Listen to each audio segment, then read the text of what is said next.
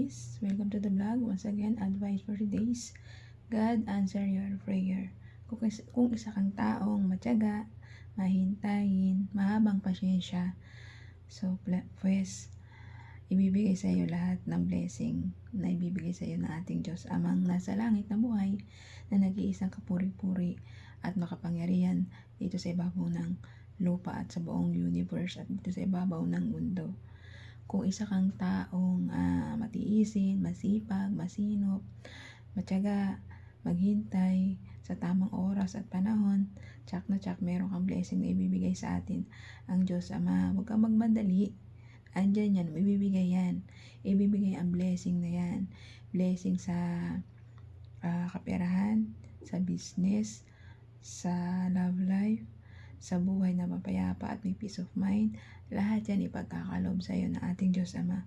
Magtiwala at maniwala at sumampalataya sa ating Diyos Amang nag-iisa, ating Diyos Amang nasa langit na buhay na makapangyarihan at sa kanyang anak at sa Diyos Espiritu Santo.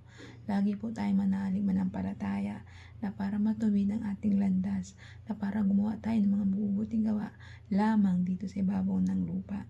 Kapag ginagawa po natin yung mga tamang gawa na pinapagawa sa atin ng Diyos Ama, tsak na tsak, mapupunta tayo sa matuwid na landas, hindi tayo maliligaw. Hindi tayo maliligaw ng landas kasi bakit? Meron tayong Diyos Amang nasa pagkatao natin, nasa puso't isipan natin. Gumawa lang po tayo ng ikabubuting ng kapwa-tao natin. Tumulong, rumispeto, magmahal ng ating kapwa-tao natin. At higit sa lahat, tumulong tayo at mahalin natin ng lubusan ng ating magulang.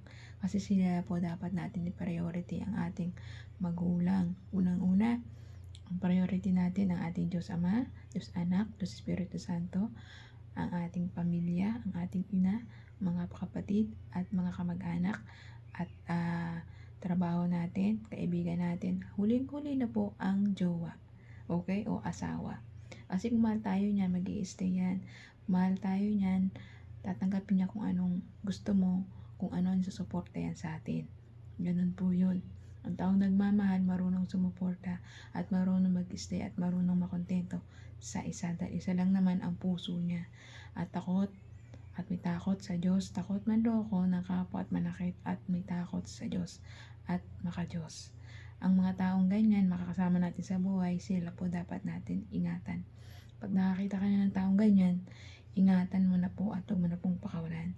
Kahit ano pong away nyo, pilitin yung mag-ayos kayo. Pero ang taong manloloko ay wag na. Ibigay mo na siya dun sa iba at malaya na siyang pumili at manloko ng iba pang babae. At least ikaw nakawala ka na sa mga taong ganun.